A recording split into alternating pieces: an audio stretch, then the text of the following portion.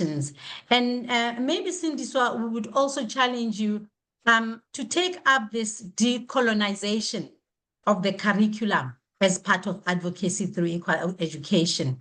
We're happy as Kagiso Trust to be part of that.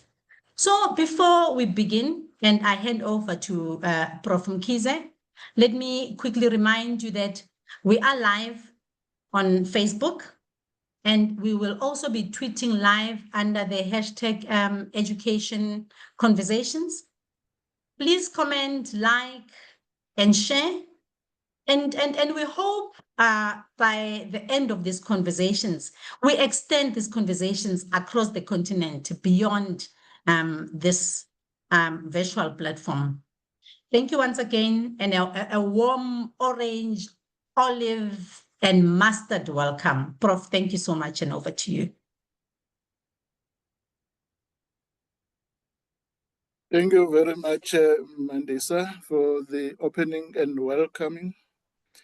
We hear you that the task is upon us to have these conversations in partnership with Kagiso and University of Johannesburg and all the people in Africa about the justice and the injustices of our children, and see how we can move forward with that. We say all protocols observed.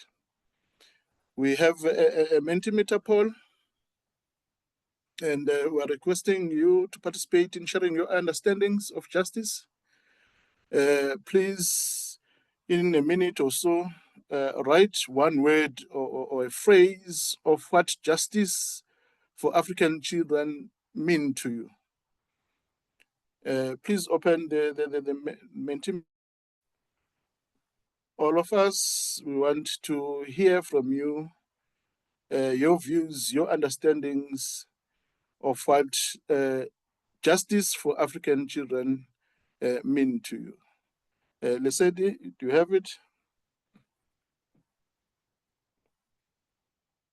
Yes, Prof, I'm sharing my screen. I hope everyone can see.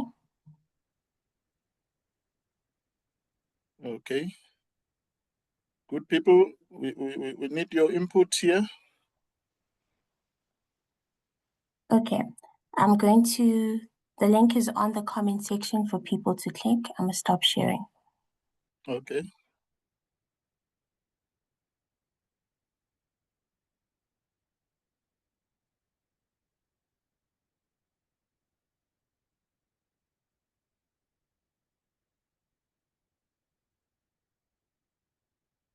Please go ahead, colleagues. One word or a phrase of what justice for African children mean to us, or mean to you.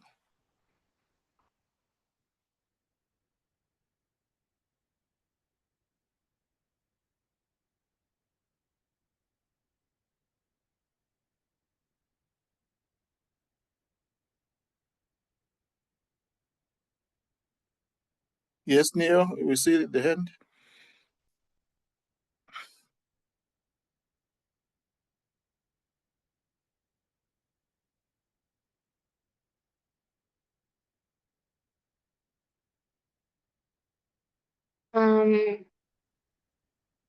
Hello, am I audible, Prof? Yes, we can hear you. Okay, this is Neo Mufokeng. I'm an educator. I'm at Westridge High School in Roodepoort. I'm a departmental head for mathematics and mathematical literacy. And I've specialized in education, law, and policy. I appreciate our discussion about Ngugi wa Thiong'o.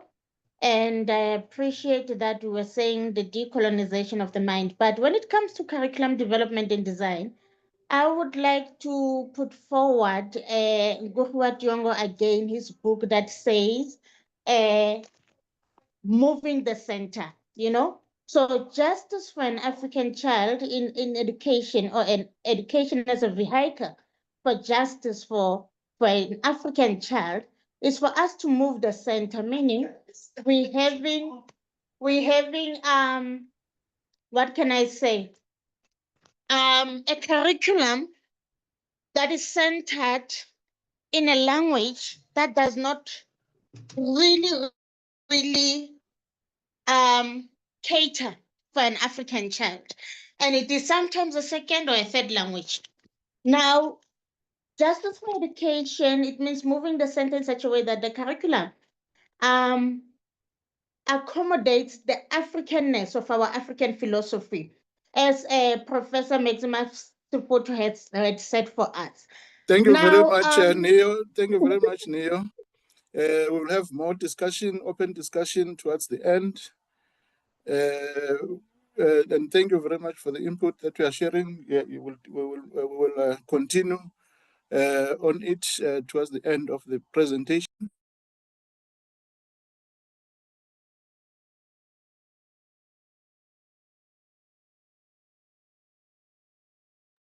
Prof, you're You are muted. on mute. Oh, my apologies. I was saying thank you very much, Neo, for the stimulating and starting the conversation. We will have it towards the end of this presentation. For now, we just wanted you to fill in that Mentimeter. Indeed, this webinar is for us to start dialoguing, to start conversing on the issues that pertain to the justice for education of Africa's children, and we like what you have just presented. So we will have 4 presentations, as Mandisa has introduced them to us. Our first presenter is it Sindisa Monakali? Yes, Prof. Can you hear me? Yes, we can hear. If you can share your presentation. This is Sindisa. We'll hear from Sindisa, who is a research assistant for the Politics and Urban Governance Research Group. And he focuses on sanitation in Cape Town, informal settlement. He is also an activist, a scholar who believes in education for liberation, and the national chairperson of Equal Education currently. Currently, he's pursuing his master's degree at the University of Western Cape. And Sindisa is also a fellow for Mellon Foundation, MDP program, and Kenyon Collins Sol Plaatje Scholarship alumni. His research interest continues to be rooted in land, violence, memory, dispossessions, social movements, occupation, and decolonization.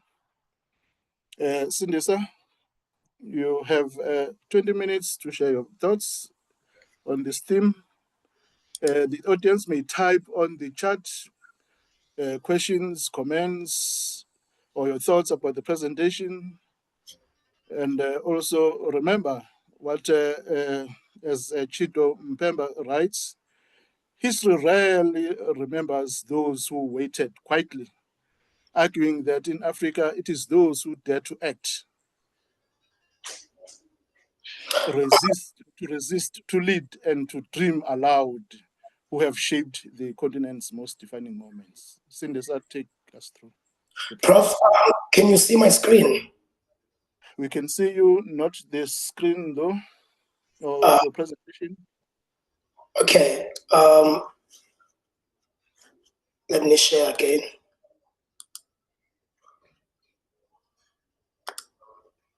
Share. Can you see it now? Not yet.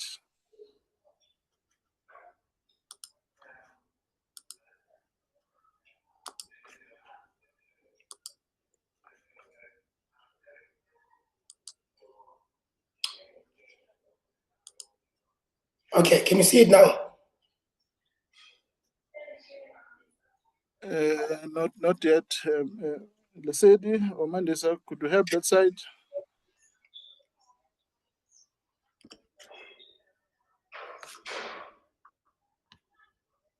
Okay. Share screen.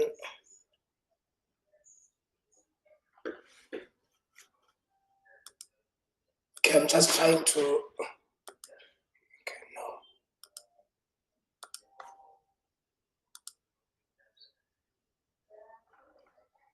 It is starting now, but you Okay. have to put the presentation. Okay, can you see it now? Can you see it now, Prof? It is coming. You seem to have shared where the Zoom link is. You need to share the page. Okay. The screen is sharing, but not the actual presentation. Okay. Should I say share the entire screen? Yes, do that. That can help. You can use that. Okay. Oh, Can you see it now?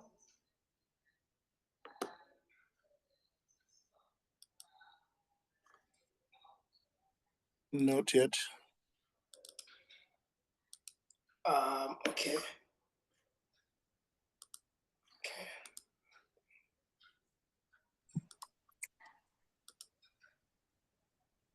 Singisa, Sure. don't you want to send me through the presentation and I can share it from my side? Okay. Let me do that. Apologies. Humble apologies, Prof.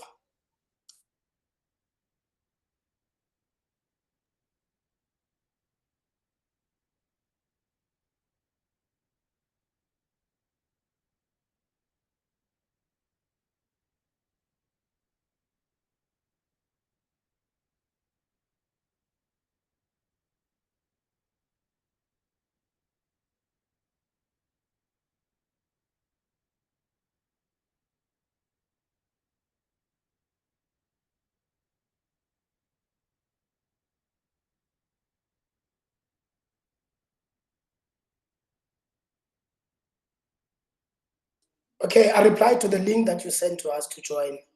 It's there now.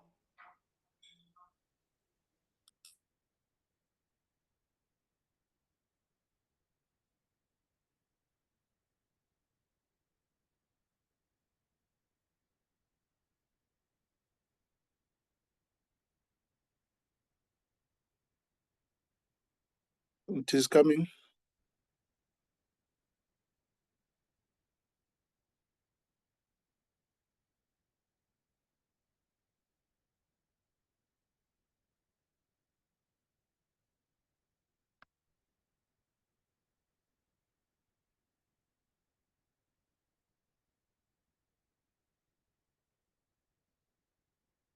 Whilst waiting, we can continue with the Mentimeter, and please add your views about what one word or a phrase of what justice for the education of the Africa's children mean to you.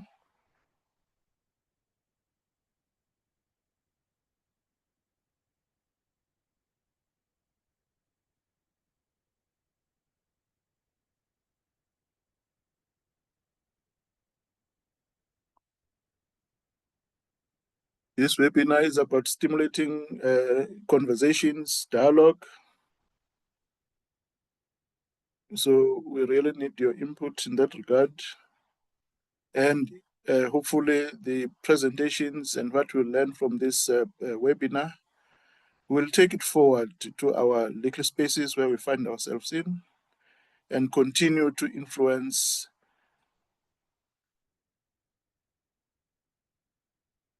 the debates around the justice for our children. Are you winning, Lesedi? I'm still waiting for presentation to come through on my side. Okay, I've forwarded it already. It must be there by you now. I responded to that final email you sent to us yesterday. It doesn't even have a subject. I just send it through.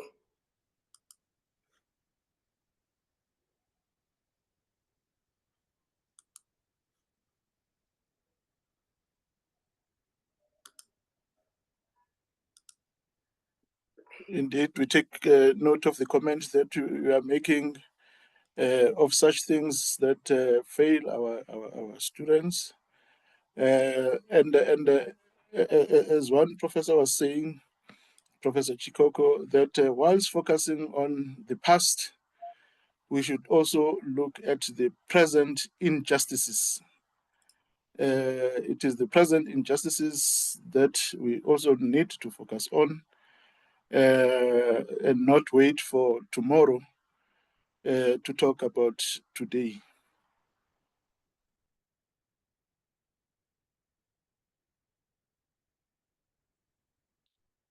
Can we, if it's not going through, can we then move to the next presenter and maybe come back to you?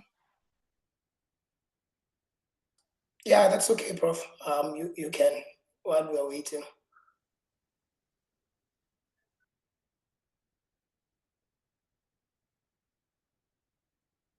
Professor Vulani, can you do the presentation now?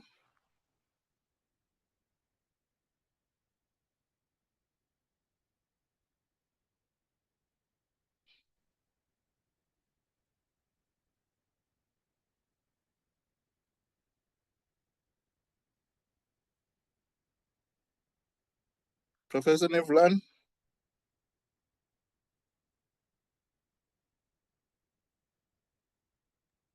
Prof. Bonnie, you are on mute. You are muted. Please unmute.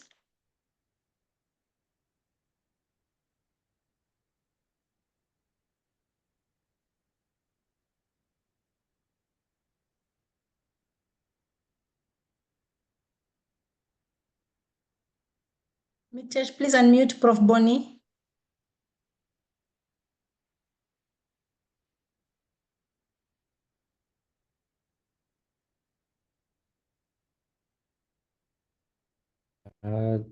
So just confirm the name again. Anne.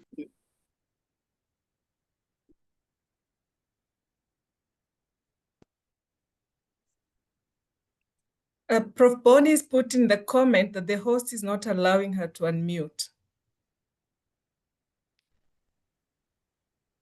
Would they say to help in that regard? Yes. Thank you very much. Oh yes, thanks for taking you through. Yes, we're expected to start with Sindisa, but the technical glitches, we can No problem. just continue with you. Prof Okay. is a lecturer at the Mercantile Law Department, Faculty of Law at the University of Free State, South Africa. Her doctoral thesis considered the right to nationality for stateless children in South Africa using a decolonized lens of Ubuntu. She teaches the law of the internet and commercial law and is a recipient of the NRF Tutuka post-PhD funding award for the period 2024 to 2026. Her recent book chapter, Contribution in Jaya et al., a legal perspective of exposing women's intimate image online revenge porn to score political points. Over to you, Prof. Thank you very And, much. hopefully you'll take us through this theme on justice for children. Yes, definitely. Yes, thank you very much. Thank you. It is a great honor to join you today. Thank you for this opportunity. Next slide, please.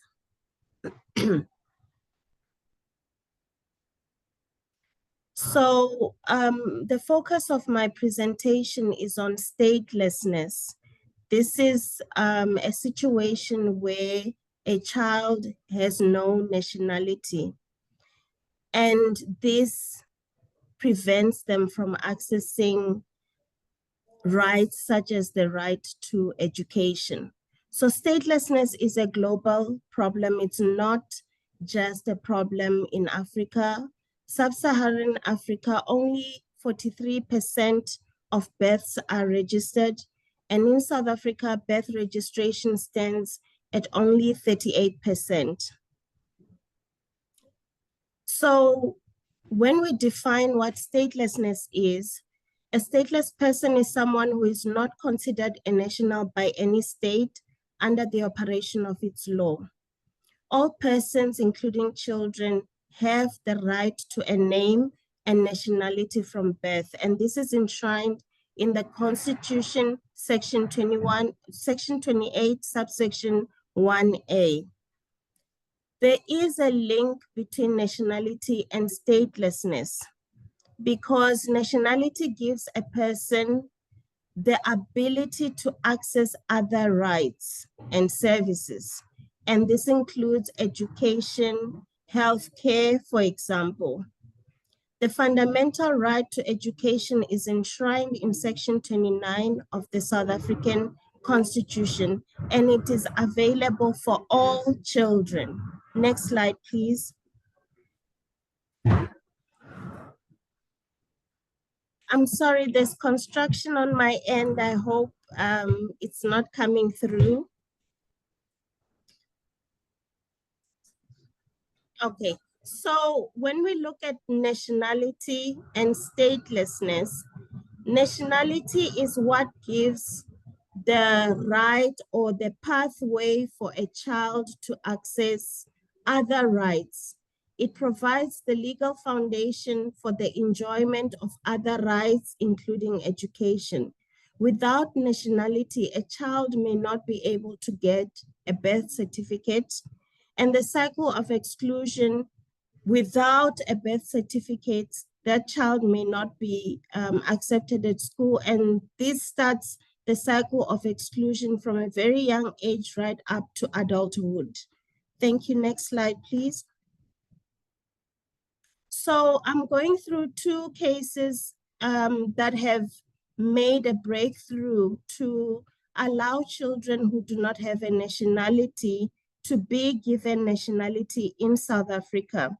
And this is very positive strides because it's allowing a situation where even though we do not have statelessness determination procedures, we can still find pathways through case law to allow a nationality to be granted.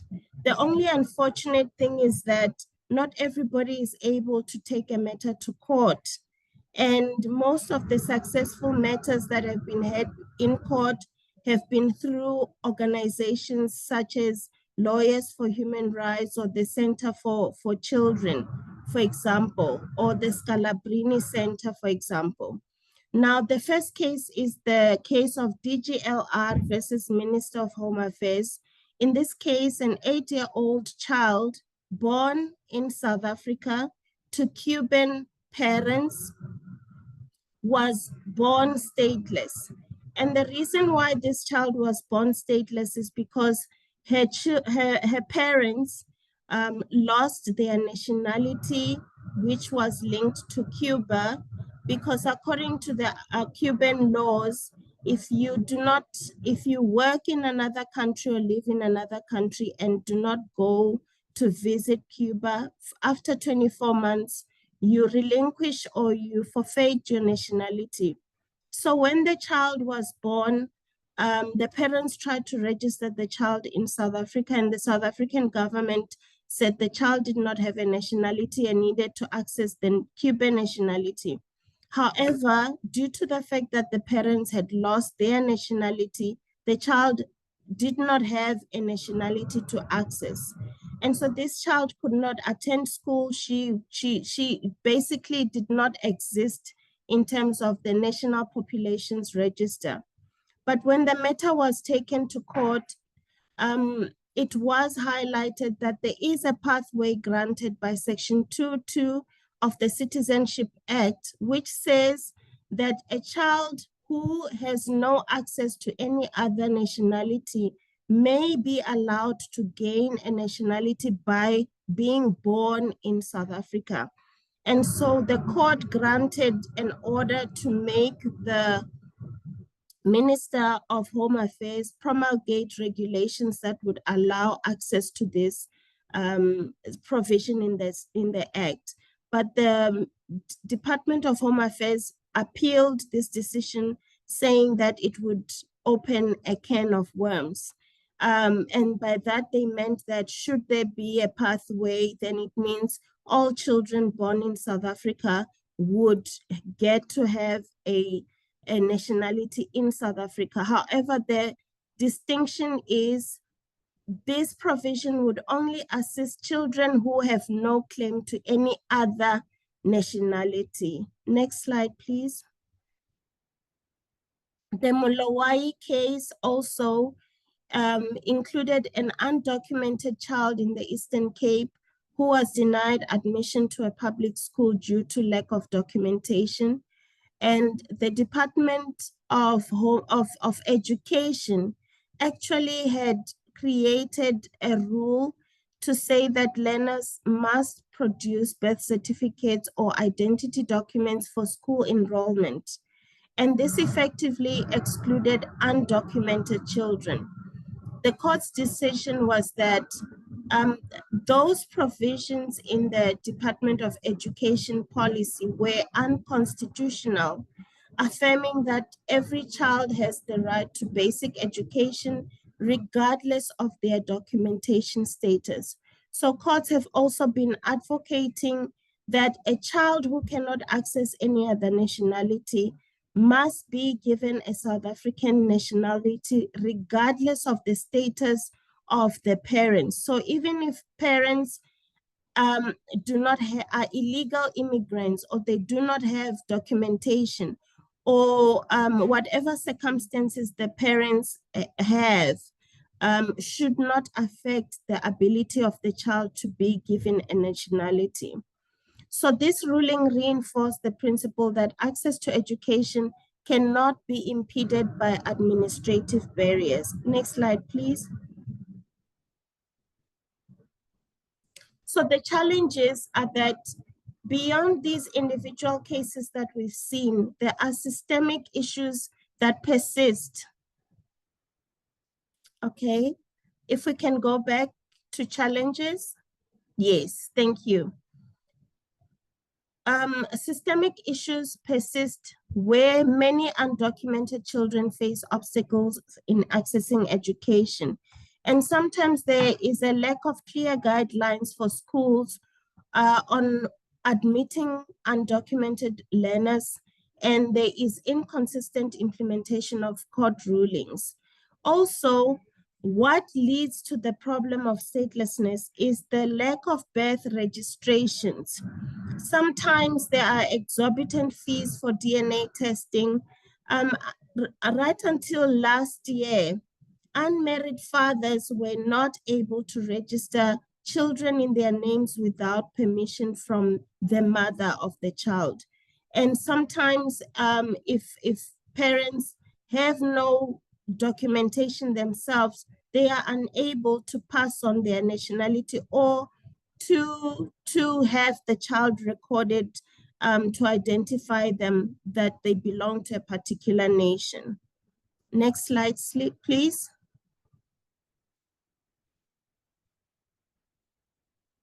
So what can we do in this situation?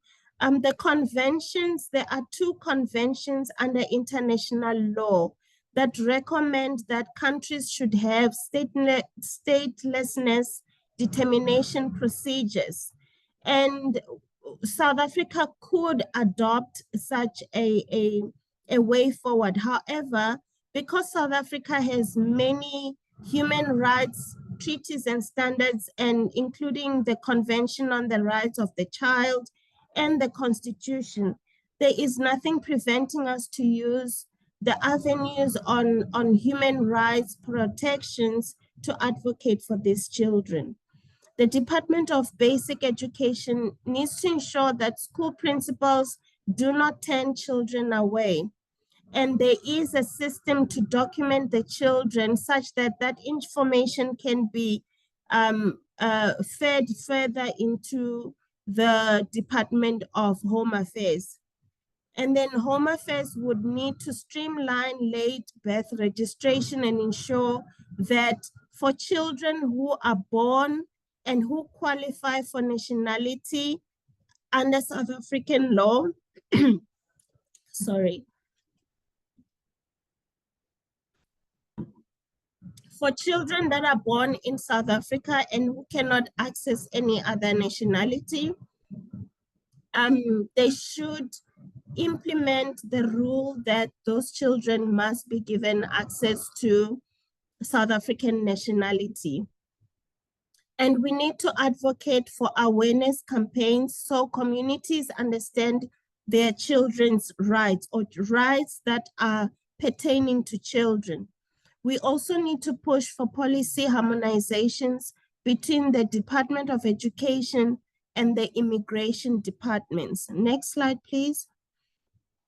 And just to conclude, no child chooses to be stateless. It is a situation that they find themselves born in. And no child should be denied an education because of paperwork that is an administrative hurdle that can be overcome by providing mechanisms to deal with it. The South African Constitution is clear in that it says that every child born has a right to a nationality and a right to a name.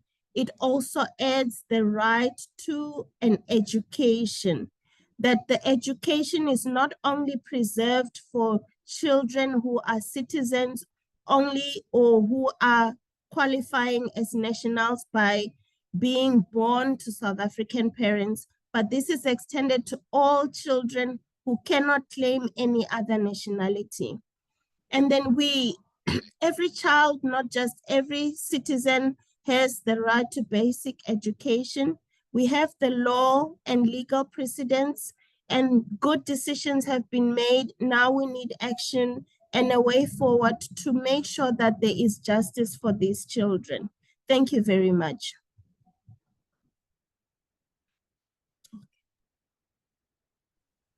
Thank you very much for the presentation. You took us through the legal perspectives of statelessness, and indeed this is what we are finding in South African schools in numbers now.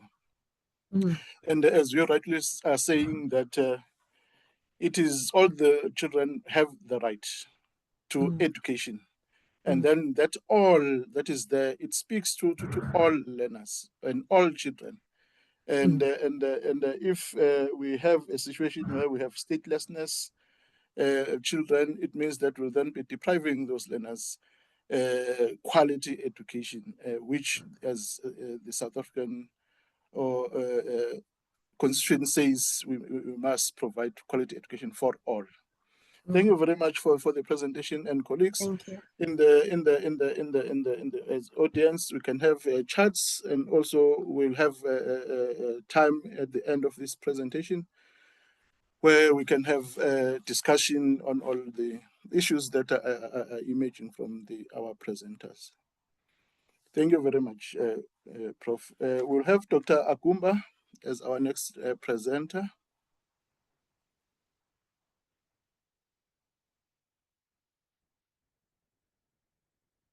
Dr. Akumba. Shall I start? Oh, yes, here you are. Dr. Akumba is a lecturer in the Department of Education and Curriculum Studies at the University of Johannesburg.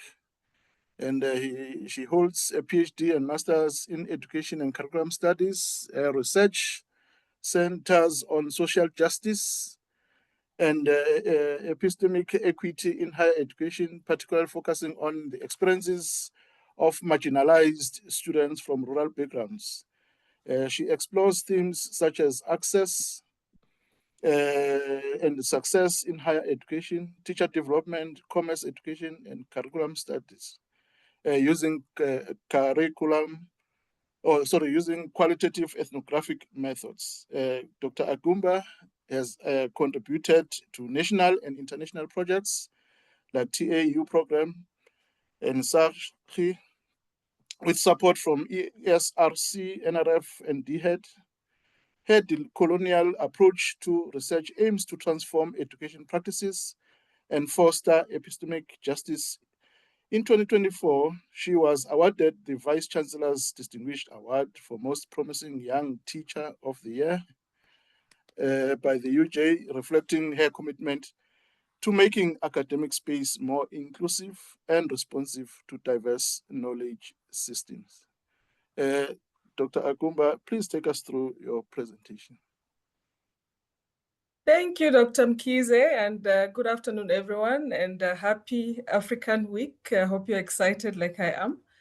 And we thank you for honoring us with your presence. So before I begin, I just want us to pick up on our word cloud. As we did put a Mentimeter, and we asked for one word or a phrase that represent what it means for education, justice for an African child. So here you can see there's word freedom to learn, there's quality, equality, and we can see equality is quite, and respect. These are coming out quite strong. There's dignity, relevance, freedom. And these are very important aspects that I'm gonna try and pull in my conversations with you. And I believe there will be conversations. And we just see, and I like that, pathways to livelihood. So I will begin my conversation from here. And I wanna start by sharing. So allow me to share, just to share with you my journey in education. Just let me know if you can see.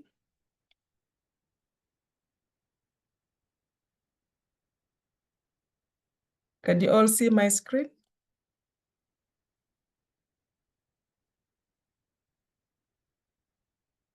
Please confirm if you can see the screen. We can see the screen. It's not yet presentation mode though. Right, I'll be there just in a minute.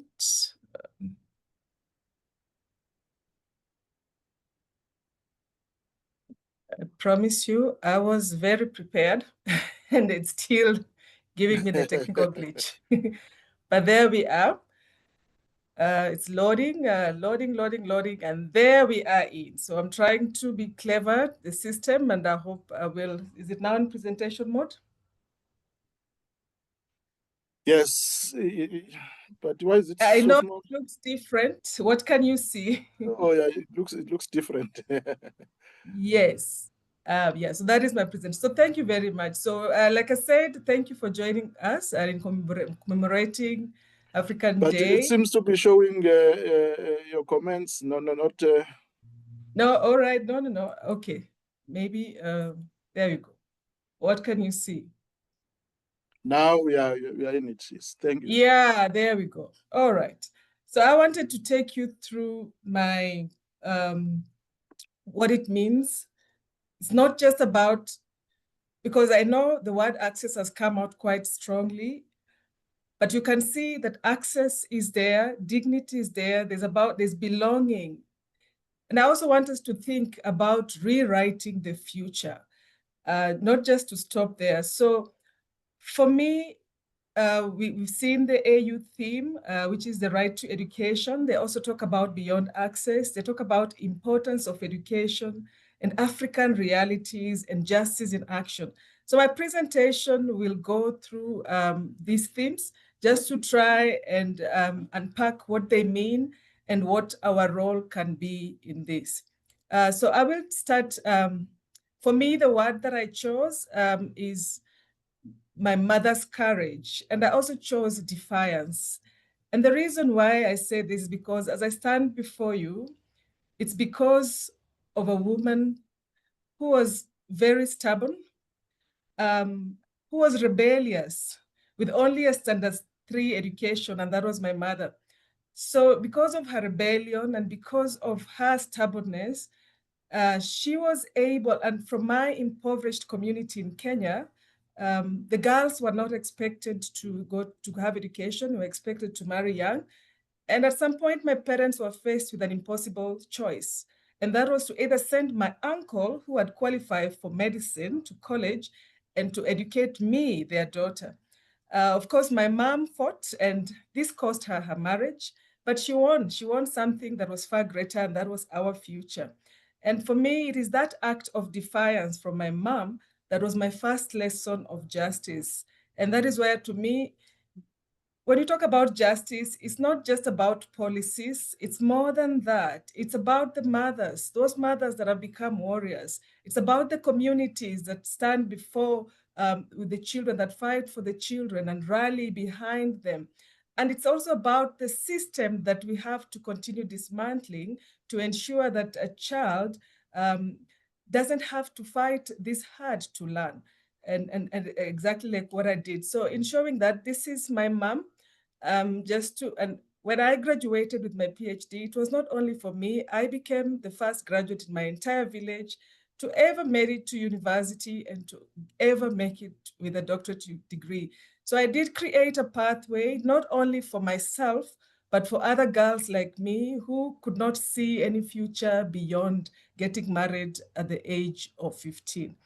So she continues to fight for the plight of the girls in our village, making sure that they all continue to learn. So that is, for me, what justice means. And just to begin again, so I want us to begin with, we know the quotation from Chimamanda Ngozi. She reminds us that education shapes narratives. And she says there that the single story creates stereotypes. And the problem with the stereotype is not that they are untrue, but they are incomplete. That is what Chimamanda Ngozi Adichie says. So when we look at the colonial education system, they were designed to erase the African knowledge. And today's, when we talk about the stories today, it's about us trying to reclaim our stories. And that is my reflection to you. I just want to know, when you think back to how you were brought up, what is that single story that you were taught about Africa that you now question? And for me, I just want to take you back to this. This is what we were taught. It's still on Google, but actually we were not taught like this. When we were taught that the first man to discover Kilimanjaro was Dr. Edward Ludwig Kraft. You could never write it the other way around. And I remember questioning it. What do they mean? Because I know when he came, there were people there. And I remember asking my teacher that, and I was beaten up. During those days, this is the right answer. You either get it or you lose it. So I remember, that reminds me again of another story by Odora Hopers, whose same story happens to her, where she was told that the first man to discover Lake Victoria was someone by Spence, and named it Lake Victoria. And when she questioned it, she was given a 0. And then she went to the teacher and said, but no, when the white man came, actually my grandfather, who was a chief, welcomed him, my great-great-grandfather. So what do you mean I'm wrong? And that is what sparked in Odora Hopers this her desire to pursue the notion of indigenous knowledge. So in my reflection, I just want you to think, what is that one single story that you are taught about Africa that you now question? For me, it's that, and there are many more, but I just gave you an example. You can put your comment in the chat as we proceed. So in the next section here, I want to look at this notion of decolonizing the narrative. So I know when we began, Mandisa started by talking about Ngugi wa Thiong'o. So he is my countrymate, the late Ngugi wa Thiong'o. So he wrote on decolonizing the mind to try and challenge how language was used to subjugate justice. When children learn, especially in the language that is not their own, it means we are being unjust. So when I conceive this, I'd like to use Smith's conceptualization quoted by Lagrange, because I find it to be quite simplistic for people to understand what does it mean really to decolonize. If we are to reimagine a different one, he begins by saying that the first step, we need to deconstruct. Like when we began, I said, you need to really, what is it that you are taught? You need to deconstruct that before you can start reconstructing. And this means disregarding what has been wrongly written and interrogating all the distortions of people, of life, of experiences, of those negative labeling, of the deficit theorization and the models that continue to pathologize the colonized. And then after that, we moved on to the next step. After you've deconstructed and reconstructed, then we move on to the process of self-determination and social justice.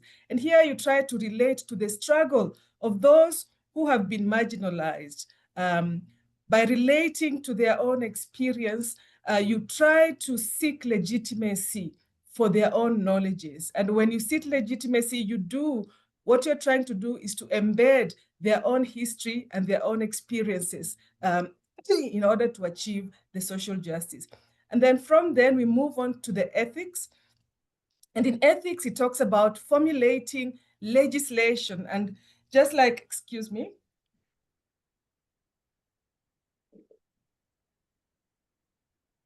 Dr. Bonani just said that this issue of statelessness, for them to actualize it, they had to go back and formulate policies that will allow its enactment. And that is what he's talking about, formulation of legislations. Once we've already related our stories, we've already found all these experiences, deconstructed them. And then we disseminate this policy and we try to relate it to the protection of IKS. Then we move on to the idea of language, which is a major issue. And here I do present to you, I found this quite interesting, that all in blue, these are countries that are taught in their mother tongue, and see the red, foreign languages. How ironical. And what does this mean when we think about the language of teaching and learning? How do we use language to empower and disempower? And when we began, I think one of the participants started by that. But it is important for us to really rethink this idea of language. And you can see the advancements in these countries which uses their own language. And it's about moving. When you talk about decolonization, I know when we had Fees Must Fall, and we used to share this as a joke. I mean, it's not just you taking everything that is Western and throwing, and there you are decolonized. Achille Mbembe reminds us that when you talk about decolonization, remember colonization was a process. It took long, and it was a period in time. But when you talk about, we need to move beyond that to understand that it is not just about colonization, it is actually decoloniality, that even after all these things have gone, the difficult part is to be able to decolonize the mind. How has our mind been colonized? And that is what it talks about, decoloniality, moving beyond. Because for me, colonization was the separation, the division of the African. So decolonization, I mean, we've all been decolonized, but we still have effects of coloniality, and that is what we need to dismantle. I also read some work by Achille, by Mignolo, who talks about those conceptualizations, but I'm not going to go in depth. But what I want to bring here is the stigma that has been caused by us disregarding our own languages. For me, example I like to give, I remember in Kenya, we have Swahili, which is our national language. And then I also have my own native language. We have about 42. So to unify us, we speak Swahili. All of us. And then we also have English, which is the official language. So in school, you will be penalized. In fact, they used to give us a disc. You will be beaten if you ever speak in Swahili, which, thinking back, I started thinking, why do they do that? So it kind of became a shame for you speaking in your native language. If you speak Swahili, it was a crime, which I find very strange. And that is how we managed to really make our learners to hate their languages, to hate themselves, because they associated it with punishment. And look, the damage that we've caused so far. So moving on, he talks about the idea of internationalization, because when you this has to do with you sharing your common experiences with international scholars, because it cannot just be stuck there. Then also about the study of the past. We cannot not study the past. We have to go back to the past, however uncomfortable it is, because it is in the discomfort that we learn. And then lastly, he talks about the critique, where in as much as we think we've reached the solution, we must always make sure that we provide room for continuous appraisal, for knowing that there's always room for improvement. And then just moving on, I just want to share the 5 dimensions of educational injustice that I've conceived. We have, and I'm glad it came up in our discussion, access. It's one issue. So this has to do with the geographic access, economic, social barriers, the visual map showing the school density versus, I mean, look, when you look at the density in schools in town and in the rural areas, all this becomes quite challenging. The issues of the culture injustice. And in terms of the culture there, the suppression of indigenous knowledges, the suppression of indigenous languages, and the continued Eurocentric curriculum, which has been put as a universal standard that we have to accept. And then we also have the gender injustice. This continues to be a persistent barrier for girls, who some of them have to choose between, they have to first of all go to school, fetch water, before going to school, something that we had to do. First, you have to do that. It is your duty as a girl. When the boys, they are allowed to just wake up and go to school, but you have to do your duties first. Then we also have economic justice, where education is seen as a commodity and not as a right. And here you have to think, even here in South Africa, in as much as we assume that education is free, what are those hidden costs? The cost of transporting children every day. How many parents cannot afford that? The cost of books, of pencils, of uniforms. Not only one, we have winter uniforms, summer uniforms. What are those hidden costs that continue to exclude the poorest? And we need to think about that, be cognizant about that. So as you think about these issues, which of these injustices resonates with you the most in your experience that you've observed, and why? Maybe if you want to put that in the comment, would also be happy to just share. And maybe in the interest of time, I wanted to open up for discussion, but maybe not. So let me just bring you to the African realities, some of the barriers to justice that we have. Like I've said there, Sub-Saharan Africa is not only the region with the highest out-of-school population, and this is according to the UN data, but the population continues to grow, and since 2009, the out-of-school population has increased by about 20 million, and this has reached about 98 million by 2021. So out-of-school rate among primary school age, that is even more concerning for us, especially the main challenge being that adolescents and the youth who are out of school, their rate has been stagnating from 2010 at 33%. It means it's not going down, it's not going up, which should be a concern. So like I'm saying here, that when we know poverty is an issue in in Africa and in South Africa in general, but it's not just about the lack of money. For me, it's about lack of choice. It's about lack of choice. Think of a girl who has to fetch water instead of learning. This is a policy failure. I want you to think of here, the children in conflict in DRC as we speak there. 1 in every 3 schools in the DRC is closed because of conflict. So if we talk about reparation, what do you think reparation means for these children, especially in the DRC? I've been in the DRC and I've seen the suffering of children. We are really failing these children. So something really needs to be done. So what do you think reparation means for them? And then, so now I want to talk about here that when we talk about access, our crisis here is mostly of quality and inclusion. My argument here is that access without quality, again, is injustice. A child in a rural school with no books is being failed twice. One is being failed by history, and secondly is being failed by policy.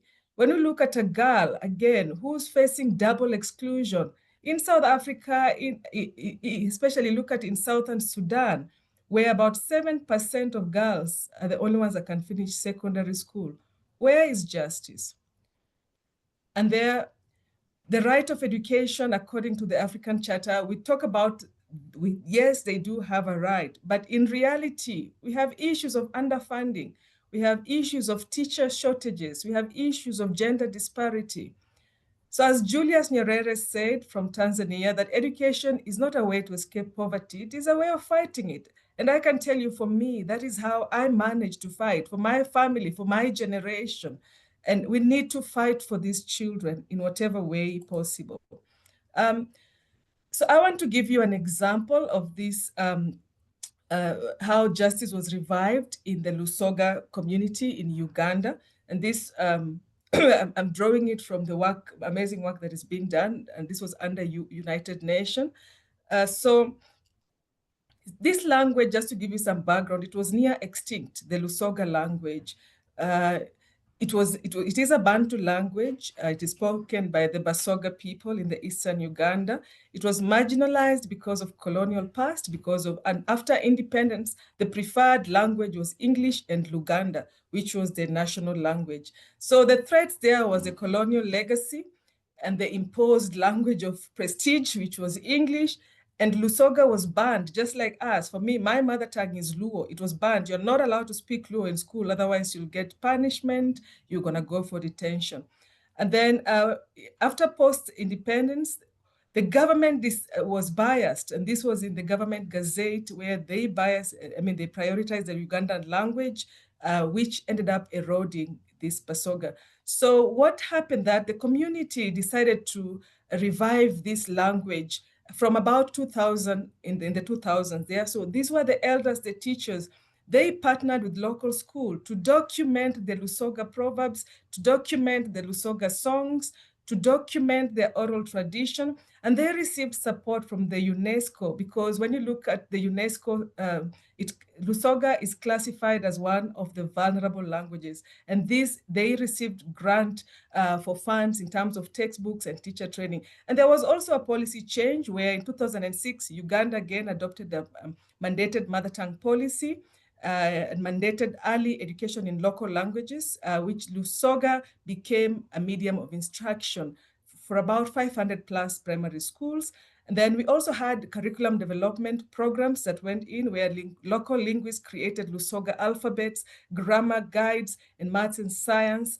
And then we also had in the radio, in the music, all these people, broadcasted news. They made sure the Lusoga language is really sung, including the national language. So all these efforts resulted in better, according to the study that was done, there was better enrollment, the school using Lusoga, 20% of higher attendance, and the parents felt that their culture was being valued, the academic performance improved.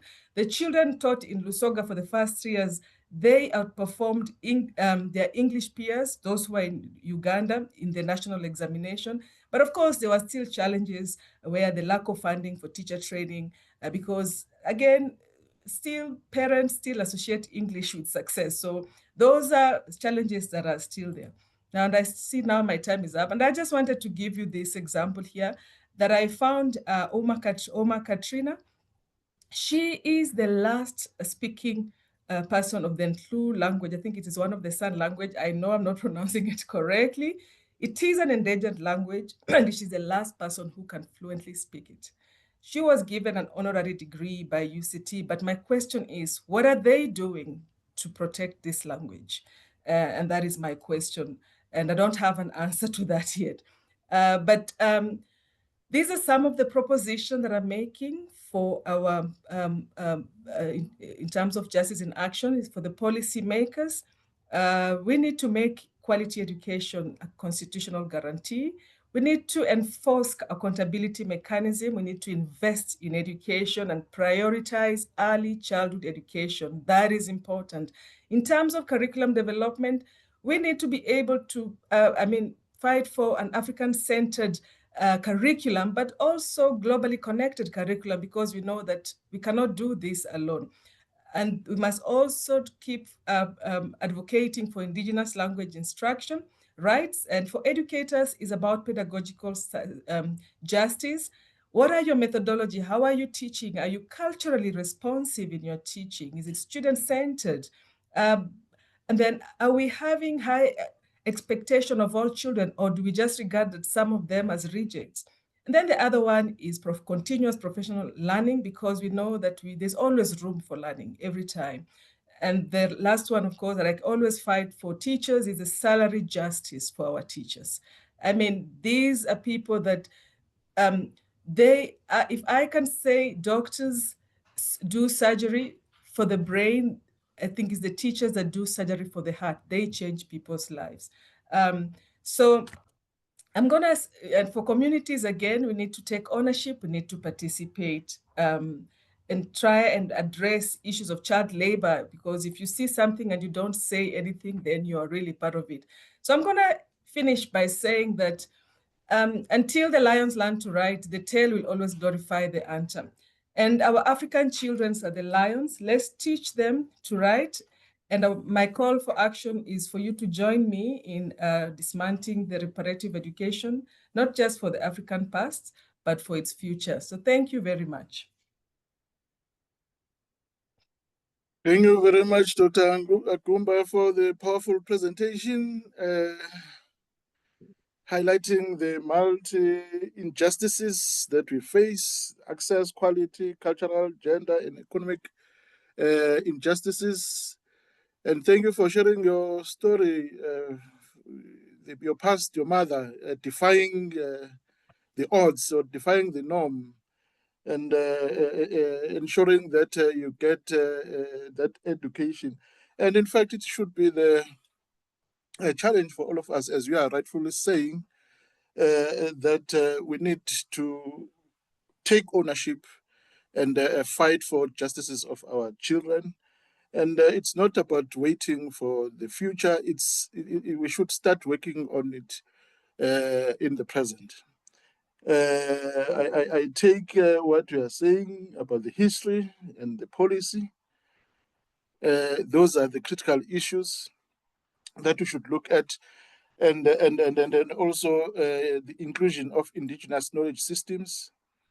I use the word coined by Professor Sadi of local globality, where she pushes for the local knowledge to inform the global knowledge instead of the other way around, always waiting for the global knowledge to come to us so that it informs us. So I said, presented to Agumba. We will have a discussion later on. Let's have Maretta Spies to do the presentation first, then we'll then open the discussion. Thank you very much. Good afternoon. We have our third presenter, Maretta. Hello. Maretta is a dedicated high school educator at Potchefstroom High School. She obtained a Bachelor of Education from the University of Johannesburg and is a firm believer in the philosophy that education should inspire growth, personal growth. And Maretta embraces the role of a teacher as both a mentor and motivator. She recognizes that a purpose-driven life begins in the classroom, where students explore their strengths, develop critical thinking, and nurture a vision of their future. She is also an advocate for social justice and uses her classroom as a platform to promote diversity and inclusivity. Thank you very much for agreeing to do the presentation here for us. Let us hear from you. Good afternoon.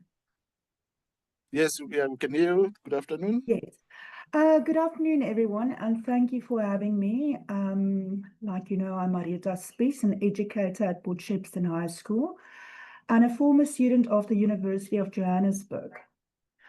I'm looking forward to sharing some experiences of the South African classroom with you. I would like to start by emphasizing that teaching is a calling. If you're in it to make a difference, you should get out. Sorry, if you're in it not to make a difference, you should get out of it quickly, because it is not a highly paid job, and which resulted in me having to borrow a laptop to be able to present to you today. Teaching wasn't my original calling. I stumbled into it It was never my first choice. It was a backup plan. Now, let me tell you, I entered UJ's campus to obtain a B.Ed degree at the age of 34. I felt like an old, fat, white female, not really knowing what my calling is. I had no real intention of doing well. I wanted a career with a payslip and lots of leave and free time. I felt out of place, the oldest first year, and no one wanted to sit next to me or sing with me. Now, the reason why I'm telling this to you is I wanted to be seen. And I soon realized that this is one of the most important things of learners. They want to be seen. But even though I did not fit in, I was kind and approachable. And surprisingly, I did very well, and I was able to help struggling students with their studies. And soon I became very popular. My popularity fueled my performance, and the mere fact that I felt seen and appreciated encouraged me to excel and complete my degree with distinctions. Why am I telling you this? Now let us trace back. Being a top performer was not my goal. It happened because of me being noted and appreciated.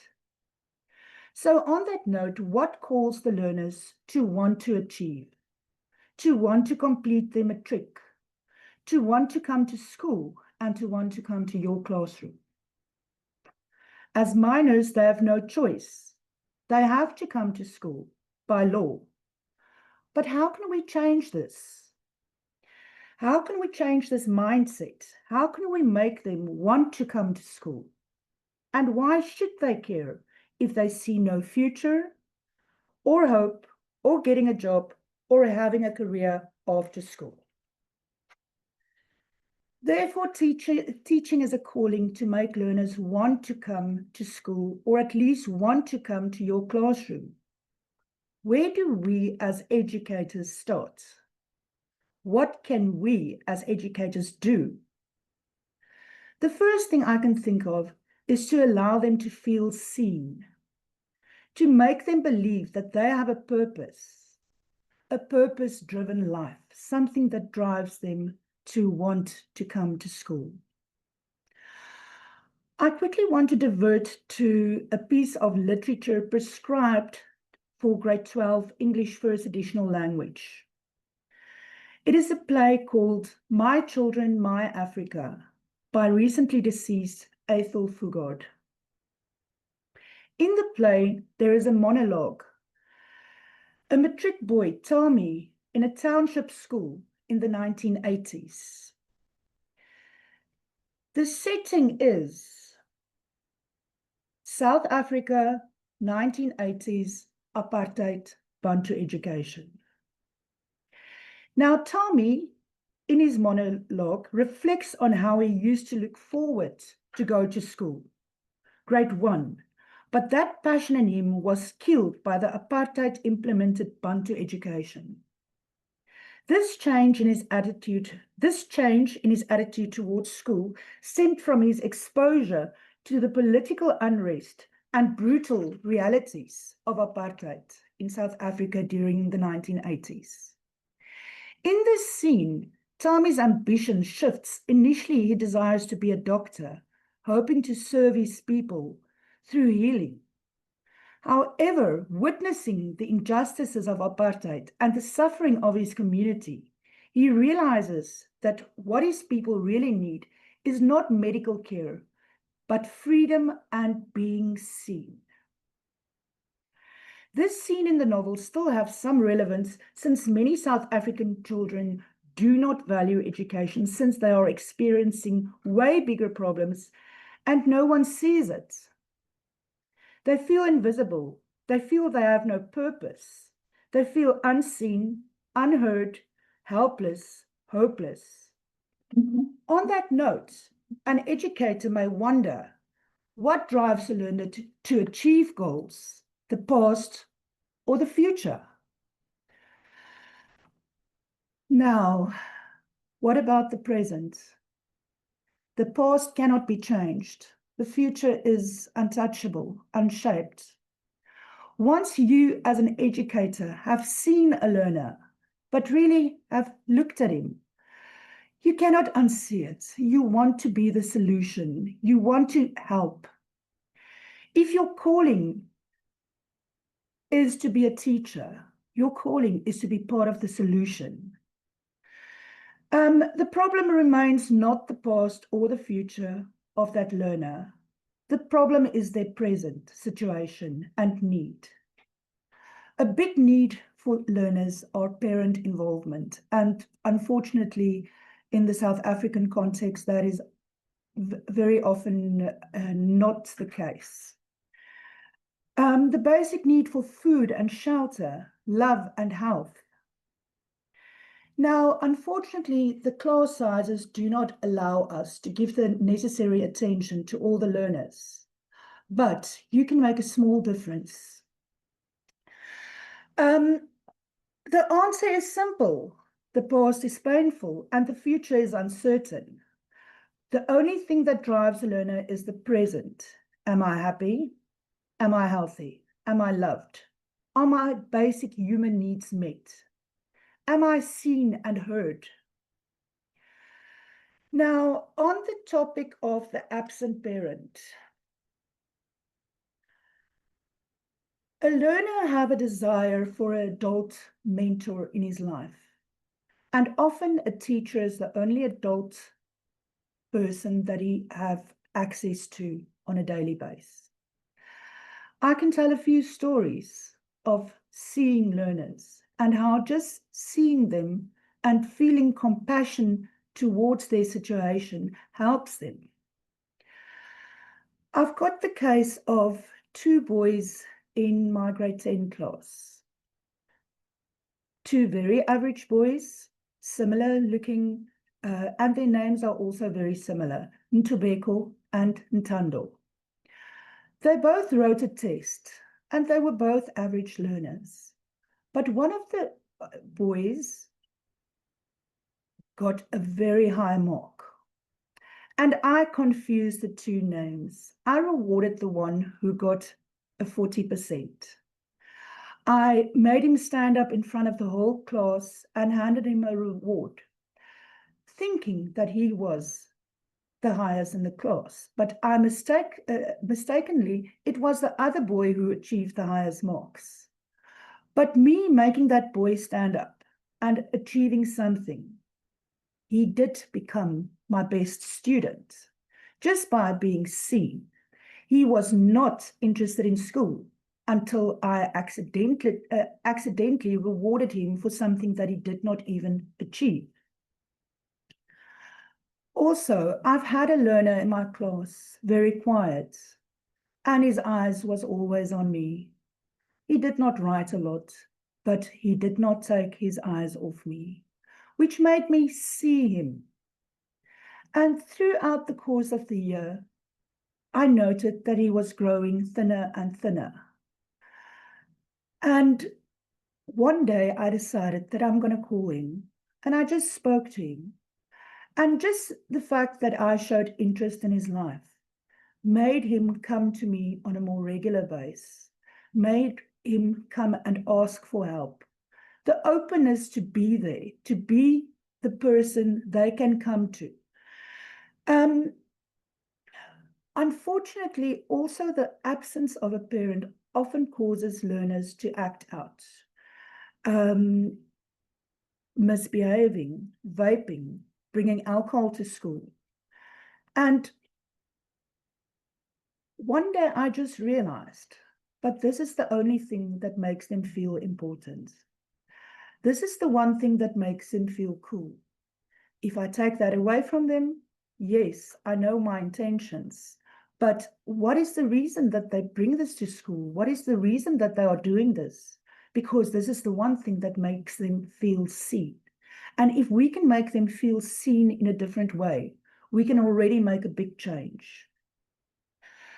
I want to also touch briefly on literature in education. Now, many of our literature still focuses on the past. It focuses on apartheid. It focuses on oppression. It focuses on colonialization. So the mere things that our children faces every day at home is repeated in the classroom. They are reminded of it in the classroom. And that is why our children hate reading. Children should be able to escape in a book. They should be able to explore, go on adventures, experience new things, yet we remind them of their struggles every day in the classroom, which makes the classroom a depressing time when dealing with literature. Another way that learners can feel that they are seen is if a community have many clubs and extramural activities where they can explore on different ways to be seen.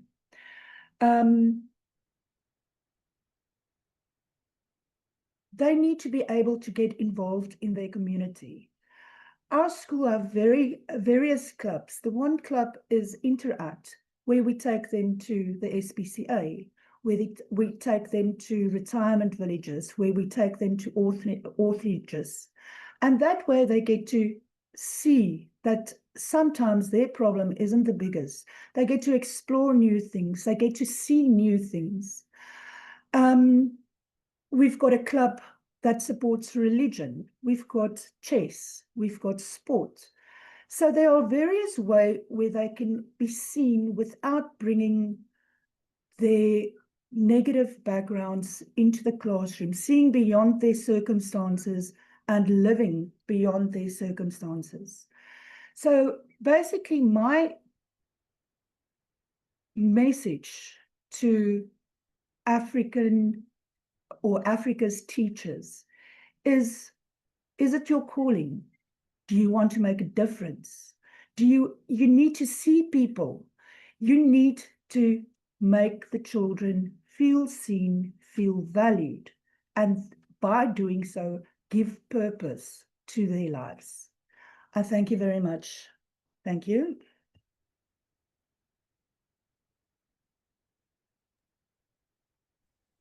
Wow, Mrs. Spies, you are indeed a teacher.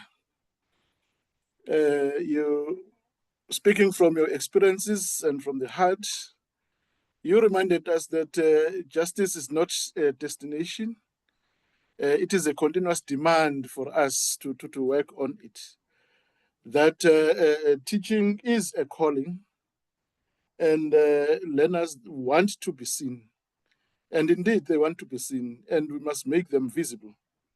And make them visible in what could shape their present, so that they can then thrive in the future. Thank you very much for the presentation and challenging us to take that responsibility. We will have discussion towards the end of this presentation. We will have Sindisa presenting the last, and thereafter we'll then have a short discussion, and then we bring in the learnings for the day. Thank you very much. Sindisa, take us through. I had introduced you before. Yeah. Thank you so much, Prof. And it is great to be coming after a wonderful input that learners want to be seen.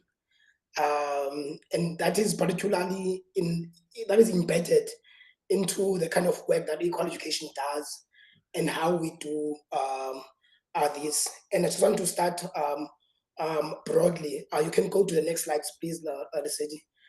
So my name is Nisa Munakali. Currently, you can just go to, so there's a pitch and also there's this, and every slide will be a pitch and then there will be content.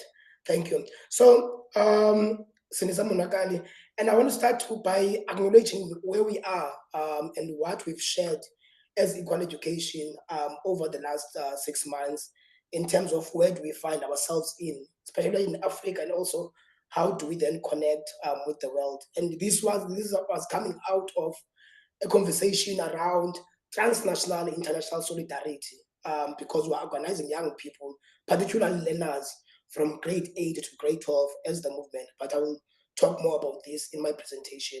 So we find ourselves, we're in an epoch where we find ourselves in a very dangerous neoliberal agenda where right is consolidating to reverse the gains of liberation. And there's constantly state failures in terms of education. And here I'm talking about implementation in terms of infrastructure, in terms of access to learning and teaching for e-learners, and also for teachers, for a space for them to teach. And then particularly, political education becomes very important, which is one of the tools that we use at Equal Education to advocate for quality and equal education in our lifetime. And we organize particularly young people. So Equal Education becomes that space where young people organize themselves and to be visible, to become seen, as the last speaker have kind of like highlighted. We can go to the next slide. So this is one of the campaigns that we had around COVID-19 as Equal Education, and I'll talk about it at a later stage. You can also enter the content of this slide. So Equal Education is formed in 2008 in Khayelitsha, Cape Town, and it is a movement of learners, teachers, parents, and community members, and we're working towards quality and equal education in the South African education system. And we do that through analysis and activism.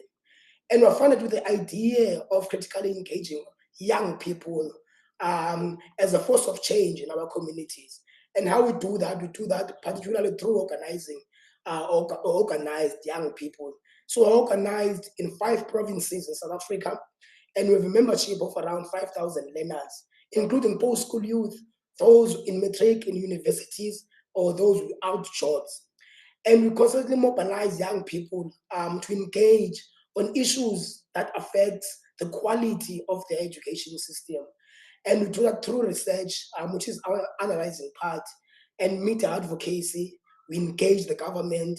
We are presenting in parliament, and also through litigation. And I'll get through some of these concepts as I go through the presentation. As I've said, that we organize in 5 provinces, and particularly the Eastern Cape, Western Cape, Gauteng, KZN, and Limpopo. So weekly, young people across these 5 provinces meet regularly to talk about issues that face their education system. So a learner that works for more than an hour to access education, it affects the quality of learning for that learner. And these are some of the things that we've addressed around scholar transport in the KZN, around safety in the Western Cape, around school nutrition and funding, which is that campaign that talks about a 9 million meals for each school, and around infrastructure.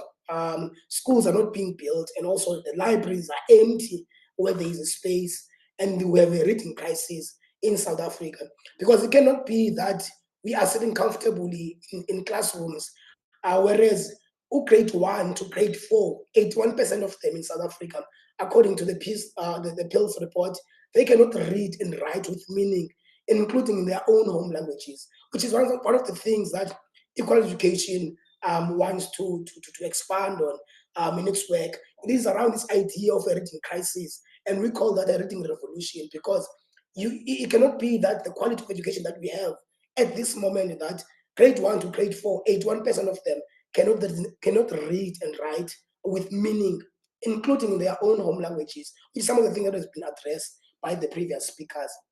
We can go to the next slide. Thank you. Yeah, so our approach in the importance of education, which is one of the principles and values that are shaping this conversation today, it is this idea of the importance of education and also the right to education. as a former speaker, I said that education is the right in South Africa. And this includes not only education for children, but also involves adult education. And the state have the responsibility to provide that education. And equal education doesn't talk only about this right of education, but it talks about the responsibility of the state and also beyond access to education. So issues around infrastructure, issues around access to equal and quality education, issues around learning and opportunities are one of the examples that can shape and develop and inform a participatory democracy for all learners that we have in South Africa. Because it is easy for you, if you are above the age of 18 years, to vote for a government that you hope and think will provide quality education. And you can use your vote to do that. But for learners who are under the age of 18 years in this country, who are still in high school or in primary school, they don't have that right. They are not in a position to vote. So the only way that can voice out their frustration, it is using their bodies. And how do they use their bodies? It is through organizing themselves. So there are three pillars that equal education is guided by in trying to address this issue around importance of education and the right to education and the access and also justice in action. So justice in action for us at equal education means that we must be organized. And history have proven that it is through organizing young people through sport, church, in youth groups, in gatherings where young people are organized and talk about the issues that they face each and every day. And equal education decided to focus on education. So in those weekly youth groups, in this school, we don't have textbook, we don't have fencing. And before the existence of equal education, there was no law in South Africa or a regulation that stated what a school should be like in order for us to call it a school. A school without any structure, you can be learning under a tree, that will be a school. A school that is built out of inappropriate infrastructure, that will be a school. So equal education from 2008 to 2013 advocated through also in litigation for minimum norms and standards for the school infrastructure. What makes a school for us to be able to call it a school? So there's a regulation right now as a law through our education and advocacy and equal education that states a school, what a school should be like for us to call it a school. Because you remember those who follow, in 2016, a 5-year-old boy from Limpopo, and his name is Michael Komape. He drowned and died in a pit latrine. This was 3 years after the implementation, after the norms and standards were passed into law. And in 2016, it was the deadline for the Minister of Education to eradicate all the pit latrine in public schools in South Africa. But in 2016, Michael Komape, a 5-year-old boy from Limpopo, drowned and died into a pit latrine. And I don't know how many years into democracy in South Africa where we find ourselves into this difficult conversation. And in 2018, that happened to also a 5-year-old learner from the Eastern Cape, Ulumka Mkethwa. That Section 27, together with Equal Education, have been telling the Department of Education that you must implement. There's a law in place, there's a regulation in place, and also there are timelines which within that law where you should be doing and implementing these things. And we use social change. And social change for us as a pillar, it involves participating into democracy and monitoring and evaluating what the government is implementing. So we are becoming a force of change of equal education, but we can't do that if we're not organized and also talking about the issues that we're facing every day that hinders our education system. You can go to the next slide. Yes, thank you. So also politics are involved when we talk about education. If you're saying equal education in our lifetime, what does that mean? And I was challenged by the first speaker who opened up for us that we must be also talking about decolonization of the curriculum. And equal education adopted an education charter in 2018. And that is the vision document for the movement on what kind of education do we want for South Africa. So young people across 5 provinces met and discussed and envisioned the type of education that they want to see for themselves. And decolonization of the curriculum is one of the pillars in the Equal Education Charter that talks about the politics and also about the curriculum inside those schools, because it cannot be that in grade 9 we're still learning about European histories, whereas we have our own histories as African. To talk about the stories around Nongawuse, talk about the stories around Shaka, all of those things we can only find that curriculum when we have access to go into university. You grow up and you become 16, but you don't know your history as an African child. So those conversations and decolonizing curriculums becomes important. And the movement is guided by a value and the principles around our education charter, which state that even today in South Africa, education in South Africa remains grossly unequal and providing inferior education to the Black and working class, supposed to be working class, and working class child learners, while providing superior education to a white and elite class children. Because you cannot tell me that the Department of the Education in the Western Cape cut 2,400 teachers this year. And the reason why they're cutting 2,400 teachers this year is because of budget cuts. And money has been taken away from public services like your health and education to fund other things from government. And we must have a state that is able to be held accountable of the corruption, because the issues today that we're facing around austerity measures in our budget is because of corruption. And we are not monitoring and evaluating those things as active citizens in South Africa. And I've mentioned that grade 1 to grade 4, 81% of them in public schools cannot read and write with meaning. We have a reading crisis. And the last speaker said that there are no books even at homes for us to read. These include newspapers. So it cannot be that we continuously providing inferior education to Black and working class learners, whereas other schools that the white and the elite children are attending are providing quality education. And you can see this through the grade 12 matric pass rate each and every year in January. So these are the important things that we need to be focusing on. And equal education, when you're talking about the right education, we're particularly focusing in these issues. You can go on the next slide. Yes, so these are one of the things that we do when we gather young people, post-school youth and young people meeting in every different provinces to advocate and talk about issues around water and sanitation. And our biggest campaign is fixing our schools. These are something that we are trying to achieve in terms of the campaigns. You can go to the next slide. Yes, there's a content that is going to come up. Yes. Yeah, so I've already engaged about the learners. So learners in equal education we call them the equalizers.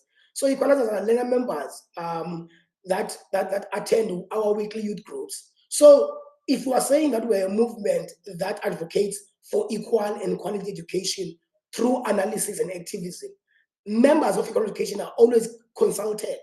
And when we're building campaign, we're building campaign with them. So to build and support campaigns, we work with those equalizers in those different schools across 5 provinces. So, and organizers are post-school youth who volunteer in the organization, and they play a critical role in terms of providing evidence and gathering evidence. So if we're saying that there are 10 broken toilets, it means that equalizers, learners, after school, as an extramural activities through youth groups, they go and count how many toilets do we have in this school. We have 10. How many are working and how many are not working and how? So building a campaign, it is these learners that go into these schools and build this campaign and say that we're supposed to be having 10 toilets, but we have 5. Where's the other 5? Who's responsible in providing and maintaining these toilets? So they start building a campaign, they formulate demands, they send this to a principal, they send this to HODs, they send this to ministers and departments that are supposed to be providing these things that they are currently struggling with. You can go to the next slide.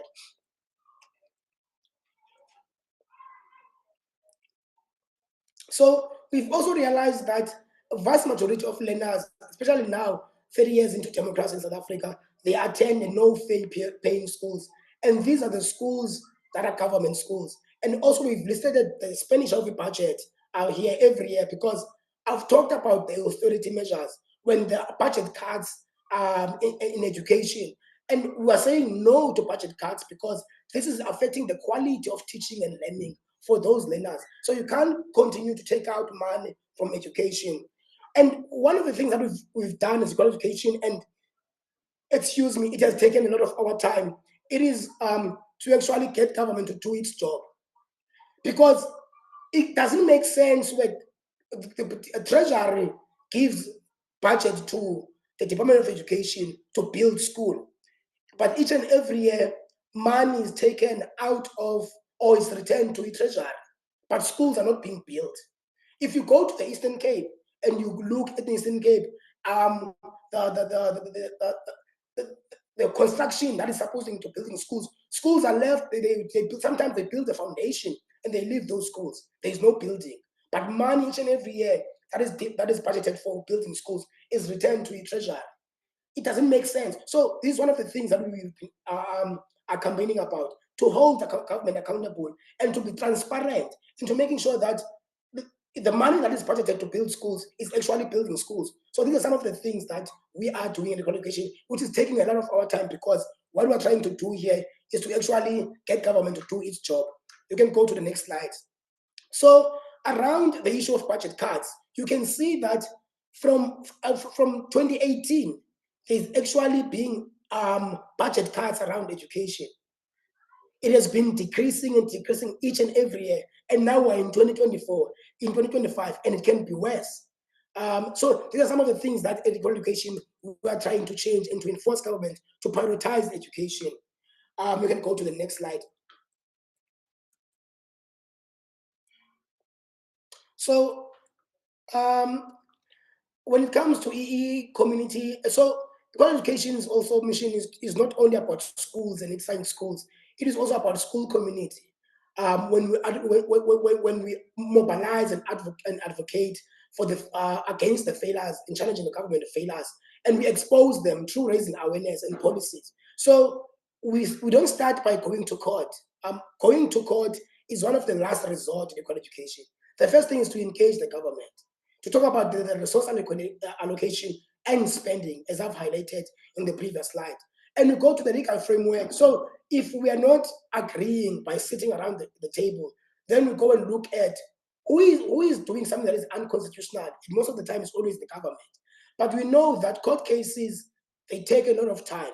So our biggest aim is not always going to court to be winning, because sometimes in South Africa, we've noticed that we have beautiful policies in place, but we lack implementation, which is a problem. There's no political will to implement what is good in policy. We have so many good policies that are well drafted, but the issue here is to get the government to do its job and actually implementing what is in front of them, and also in policy. And we do that through organized youth and school communities. So everyone must be involved, a child, a teacher, a parent, and also the community at large. Because we've realized that through our campaigns that if a school is unsafe, it means that the location that a school is being built is also unsafe. You cannot have a safe school in an unsafe community. So that's why all of the time we always prioritize school community for mobilization and challenging advocacy for the government failures to actually kind of like implement. So you can go to the next slide. And now I want to go to the case of infrastructure. And I've already covered this, that you can go to the next slide. The infrastructure, it is the minimum norms and standard for the school infrastructure. You can continue with the slide. Yes. So the minimum norms and standard for the school infrastructure are regulation, as I've said, and learners across all of these provinces are learning under conditions where there is no proper infrastructure even today. And we've heard over the last few months that they are saying that they've eradicated 94% of plain latrine toilets in schools. And that's propaganda, it's a lie. If you go to the Eastern Cape, KZN, and these are the provinces that we are currently organized in. And before the norms and standard campaign, as you have said, there was no law that states what it should be like for us to call it a school. If you can be learning in a shack, that will be identified as a school. And we've marched, we've picketed, we've petitioned, we've wrote letters, we've went door to door in communities, and we've organized 20,000 learners to march to Parliament in 2011 and to talk about this thing. And Equal Education have led the infrastructure agenda, and we've went to the Eastern Cape to actually visit these schools. And if you can go to YouTube and check the visit of equal education in the Eastern Cape, you will be surprised the type of pig style environment that the learners were learning under in those schools. You can go to the next slide. And I want now to talk about the improvements in the infrastructure. You can go to the next slide, which talks about the school with play latrine. There's a graph here. So from 2024, you will see that there are more than 7,438 schools with only paid latrines. And by 2021, because of holding the government accountable through pickets and actions and raising awareness, in 2021, we had 2,130, which is some of the things that we've been following the department on in terms of holding them accountable. You can go to the next slide. So these are some of the improvements through our advocacy work, medical education. And you can see that in 2013, we're about 2,845 schools without electricity. By 2021, we only had 90, and that is also improving. If you go to the next slide, you look at access to water. Access to water, you don't have schools that don't have access to water. But now we have to look at, is it quality, is it out of quality? Because currently we're also facing a water shedding together with the load shedding that is happening in the country. And this is also because of advocacy work. And you can go to the next slide, which talks about the school meals. So this is a campaign during COVID, and as you can see in that picture, these are learners. So what we did at Equal Education during COVID-19, we've used WhatsApp and we used phone calls to ask the learners and our members how they are going to school. And they're saying to us, the schools are closed. And while schools are closed, some of us depend on that meal inside school for us to get through the day. Even if I'm at home and schools are closed, I don't have access to food. And in Equal Education, through our research, we've realized that this food has been budgeted for. I see that I have a few minutes. The Prof is sharing his screen. I won't go through the school meals campaign, but this was during COVID-19, as Elias remarks. You can go to the last slide, which talks about the lesson that we learned at Equal Education. You can move roughly through this. It talks about the stats and the work that we do. So the lesson that we learned is that multiple advocacy strategies and also deploying intervention context is key to our organizing work in trying to achieve the work that we want to do. People on the ground monitoring implementation, it is also crucial to be active citizens and to be able to be accountable to systems that are in place and to build a mass democratic organization to us. And also change can be achieved through collaboration, but sometimes something that is urgent can become antagonistic, which is something that we've seen by taking the government to court to actually do its job. If you want to have an impact at a larger scale, we must support our organization and the work that we do to push around structural change, because at the end of the day, education to us, it means service to African child. And was. Thank you very much, Cindy. That's a powerful presentation. In fact, your presentation focuses on the agency for all of us to start actioning. Yes, we can talk about the injustices of the past, but for how long? How long should we talk about these issues of injustices? And you are advocating for radical change, and that everyone, and in your case, you are bringing in the learners themselves, the affected people, that enough is enough in terms of talking. We now need to push to actioning our talks. And thank you very much. We had the 4 presenters. Yes, these conversations can take us a day long or even more, but unfortunately we are limited by time. We only have got 2 hours. I see your hand, Andre, but can I first ask the presenters if they have in less than a minute or so concluding remarks about the presentation, and then noting the comments made on the charts. You can go ahead, colleagues, presenters, and just summarize or or comment about the presentation, and also on the charts. We will not be able to find time to look at all of them, but behind the scenes, we will eventually look at all the comments that we have made, and perhaps give some responses. From the presenters, anyone wants to say something first before we take the two hands that we see here? All right, I'll just wrap up. Yes, Helen. please. Yes, so thank you so much, everyone, for coming and engaging with these conversations. Like we said, we don't always have answers to some of this. We start engaging with them, especially in curriculum. We always say there's always hope. But one thing that I must always say, that we cannot avoid going back to the past, because that is what we've tried to do in the past, and that is what we call erasures. It is only by unpacking the past and learning from the past that you can be able to move forward. It is an uncomfortable space, but we have to get there. As I always say, it is in the discomfort that we learn, and you need to be ready to face that discomfort. And I think for me, one comment that I pick up in the chat is the issue of language. I'm very passionate about that from my own experience. And the reason we say language is an important tool is because for language, why we should think about it more seriously, it is not only a tool that we use for communication. Language is a tool for thought. And the map that I showed you, we need to take this quite seriously, because we use language to think. And if our thinking is distorted, by the time you're thinking and you translate, there's always meaning that is lost in translation. And for me, that is where I'm leaving you. Thank you.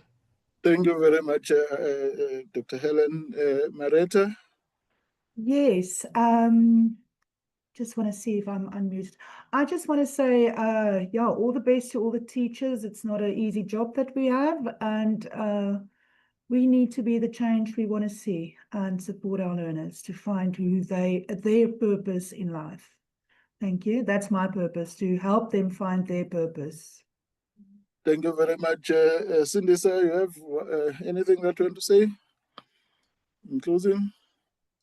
I just want to say thank you very much for the invitation, and hoping that all of us here who are concerned about African child's education, we can collaborate and make means to actually achieve what we mean about quality and equal education in our lifetime. Thank you so much, Prof.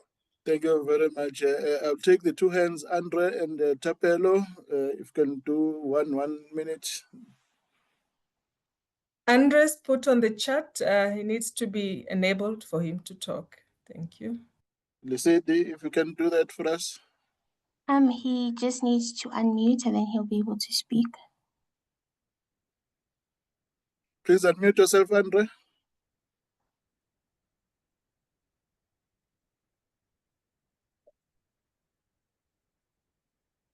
Oh, Tapelo, if you can, you only have got 1 minute. The system is not allowing him to. I have been unmuted. Oh, yes, yeah. Now we have you. Yes, we have got 30 seconds. And the host has also disabled my video, so I wanted to bring in my African look into the room, like you, Ungani. Good afternoon, colleagues. Oh, yes, yeah. Oh, yeah. Sawubona. Ewe. I think I've listened to the conversation, and thank you for the wonderful input. But the polarity that I hear, the one force to the one side and the other side, doesn't keep us at the core, which is solving the dignity of the African child and bringing justice, righteous access to our children. So really what I'm hoping we're going to do as the Kagiso Trust is to start the answer conversation, curiously have a conversation about answers, so that we might solve the dignity of the African child, assist the intelligence of the African child in my generation. And Sindisa, I hear you. But building more schools and fixing toilets, we've been doing that now for 40 years. It hasn't created an answer. I'm not saying don't do that, but I'm saying it's not the answer. I'm saying changing the curriculum is not the answer. Because if we're going to really turn the youth of our country into the asset that creates the growth and the evolution of our nation and our continent into a global force for good and economic execution, we have different questions to provide answers to, not the ones that I'm hearing here today. So with request, please have an answer session for this justice in education and invite me to that. I will come and present Odin Education and what we're doing to assist the intelligence of the African child and the Indian child in India, as we did in the 40-year celebrations of bilaterals between India and South Africa. But can we come up with answers now? Not the problem. It's not about curriculum. Thank you very much. Not about infrastructure. It's about the child. Yeah. Thank you very much. And we note we'll be we should invite you into more conversations. And as you are rightly saying, the answers, but more than the answers, maybe we do have the answers, is actioning now. We need to put all these answers into action. Thapelo, if you can, then we will be last. Thank you, Prof. Am I audible? Yes. Thanks very much for the opportunity. I think the presenters have sort of given us a holistic approach to the challenges that we face in the sector. Now, I am an educator in the Tshwane West district, and I would just like to point out one important factor that I think we might have all missed. The center of power, or a sphere that's very important, also at a school level. So of course, all other spheres, national, provinces, the districts must take accountability for the issues that we are faced with. One presenter mentioned the austerity measures that are meted against school and through budget. One important factor is at the school level, school governing bodies responsible for budget. Now, having said in the school governing body as a teacher representative, I got to see some of the priorities that school governing bodies, together with school management team, take. And that plays key role in the theme today, education or justice in education. So again, I think one way to also go about it would be to remind school governors, together with the principal and the management team, their roles and responsibilities to try and foster justice in education. I think should we also consider the school sphere, we would also do much better in achieving justice in education. Thanks very much. Okay, thank you very much, Thapelo. And as we are rightfully pointing on the ground there in the schools, as Marietta was speaking to what she's doing in the class, in fact, this is an open discussion, and it's not ending now. It needs to, the conversation continues. We would like to thank the organizers of this webinar, the Kagiso Trust, and UJ, and also our four presenters, Marietta, Dr. Helen, Sandisa, and Dr. Vaughan, for their presentations. And I want to thank the audience at large for being present in this conversations, as we say, and close. It does not stop here. The conversation continues. Thank you very much. Yes, we may not have time to interrogate all the questions and comments made on the slide, but with the Kagiso Trust, we will collate all of them and then maybe also send it back to you. Thank you very much, everyone, for participating in this webinar. We close now. Thank you. Thank you, Prof.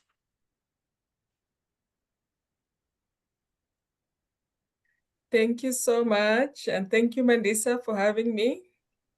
Oh, thank you so much. I'm quite excited to learn that we have a Kenyan in the house when I. All right. And Thank thank you you so to much. Prof. Kat in her absentia Yes, for yes, organizing Yeah, all Prof. of yes, us. Kat, yes. Yeah. yes. Thank We'll, yeah, of course. So thank you, guys. Thank you. The presentation amazing. Thank you, Andre, for coming in from the floor and talk about the justice. Thanks, everyone. Amazing presentations. Thank you. Bye. Great. you. Thanks. Bye. Bye.